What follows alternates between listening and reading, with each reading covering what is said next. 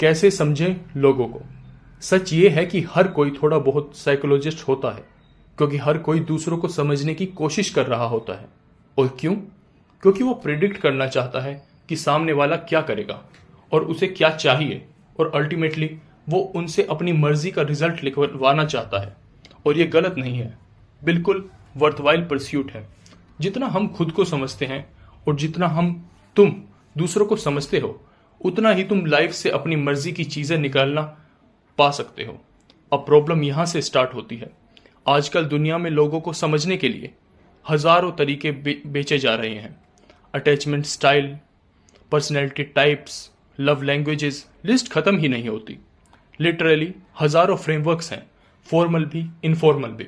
कुछ के पास solid evidence भी है, जैसे अटैचमेंट स्टाइल्स, लेकिन इवन वो भी ओवर जनरलाइज हो जाते हैं।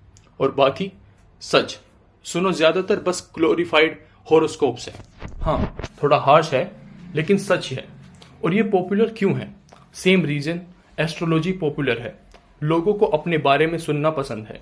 कुछ इंटरेस्टिंग होते हैं और ज्यादातर हार्मलेस भी होते हैं, लेकिन इन पे ज्यादा भरोसा करना बड़ी गलती है। और सबसे बड़ा ट्रैप क्या है? लोगों को समझने की कोशिश सिर्फ उनकी पर्सनैलिटी के थ्रू करना। मतलब अगर मुझे इसका टाइप पता चल गया तो मैं इसे समझ जाऊंगा। ये काम नहीं करता, सीरियसली काम नहीं करता। सोचना, अगर तुम्हें अपने पार्टनर का बिग फाइव पता हो, उसका लव लैंग्वेज पता हो, उसका मायर्स ब्रिग्स टाइप पता हो, या उसका स्टार साइन पता हो, तो तुम रिलेशनशिप स्मूथली चला लोगे? ज्यादा केसेस में बिल्कुल नहीं, क्योंकि ये सारे मैट्रिक्स एक वैक्यूम में एग्जिस्ट करते हैं। ये एक इंसान को डिस्क्राइब करते हैं अलग अलग करके, कल्चर से, कंटेक्स्ट से, सिचुएशन से। और रियल दुनिया ऐसी नहीं होती, रिलेशनशिप भी ऐसे नहीं होते। तो फिर क्या काम करता है? Simple, incentives. अगर तुम समझ गए कि कोई इंसान किस इंसेंटिव पे ऑपरेट कर रहा है, तो तुम उसका बिहेवियर काफी एक्यूरेटली प्रिडिक्ट कर सकते हो। पर्सनैलिटी डेटा भूल जाओ, ज्यादातर लोग सेम इंसेंटिव्स पे सेम तरह रिएक्ट करते हैं। हम उतने यूनिक नहीं हैं जितना हम सोचते हैं। एक एक्सट्रीम एग्जांपल सुनो, अगर तुम किसी के सर पे गन रखो तो ऑलमोस्ट हर इंसान तुम्हें जो चाहिए वो दे देगा। इंट्रोवर्ट हो या एक्सट्रोवर्ट, न्यूरोटिक हो या काम, लियो हो या कैप्रिकन, सब अपना वॉलेट दे देंगे। और हाँ, ऑब्वियसली किसी के सर पे गन मत रखना। पॉइंट ये है, जब इंसेंटिव स्ट्रॉन्ग होता है बाकी सब बेकार हो जाता है। तो लोगों को समझना है, उनके इंसेंटिव समझो। और एंड ऑफ द डे सिर्फ दो ही चीजें लोगों को चाहिए, रिवॉर्ड और पनिशमेंट, या सिंपल शब्दों में प्लेजर और पेन।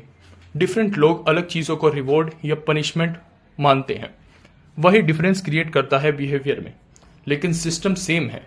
जब लोग इसी कंपस से चल रहे हैं, अब आगे बढ़ने से पहले अगर ये तुम्हें वैल्यूएबल लग रहा है तो इस वीडियो को लाइक कर सकते हो और चैनल को सब्सक्राइब। इसी से चैनल ग्रो करता है। अब एक इंपॉर्टेंट बात समझो, इंसेंटिव्स इक्वल नहीं होते। प्लेजर और पेन सिमेट्रिक नहीं है। ह्यूमन ब्रेन ऐसा बना है, पेन ज्यादा पावरफुल होता है प्लेजर से। मतलब लोग पेन अवॉइड करने के लिए ज्यादा एफर्ट डालते हैं कंपेयर टू प्लेजर पाने के। इसीलिए रिसर्च कहती है, एक रिलेशनशिप को सर्वाइव करने के लिए हर एक नेगेटिव इंटरेक्शन के लिए कम से कम 5 पॉइंट पॉजिटिव इंटरेक्शन चाहिए। समझे? रफली पेन 5%, 5 टाइम्स ज्यादा पावरफुल है। मतलब स्टिक कैरेट से 5 गुना ज्यादा स्ट्रॉन्ग मोटिवेटर है। पसंद आया या नहीं? रियलिटी यही है। तो अगर तुम इंसेंटिव समझ गए, रिवॉर्ड्स और पनिशमेंट्स, तो तुम बिना किसी और डाटा के बिहेवियर प्रिडिक्ट कर सकते हो। अब दूसरी डेंजरस चीज, लोग रियलिटी को क्लियरली देखते ही नहीं है। सच में नहीं, ज्यादातर लोग हाफ स्लीप मोड में जी रहे हैं, एक क्वाजाइक हिप्नोटिक स्टेट में। इसका मतलब क्या है? मतलब स्टिक एक्चुअल स्टिक होना जरूरी नहीं है, और कैरेट एक्चुअल कैरेट होना जरूरी नहीं है। बस इंसान के दिमाग में होना चाहिए। अगर उसे लगता है कि यह पनिशमेंट है तो वो पनिशमेंट बन जाता है। अगर उसे लगता है कि यह रिवॉर्ड है तो वो रिवॉर्ड बन जाता है। और इंटरेस्टिंग बात, साइकोलॉजिकल कैरेट्स और स्टिक्स रियल वाले से ज्यादा पावरफुल होते हैं।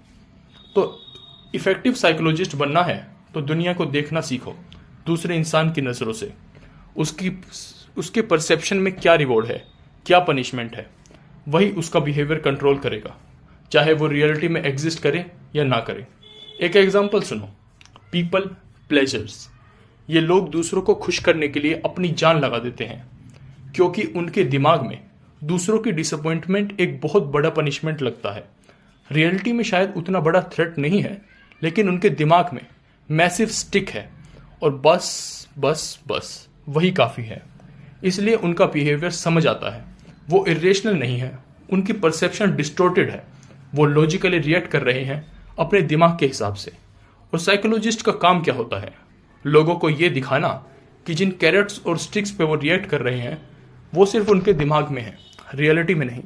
और यही है कि लोगों को समझने का।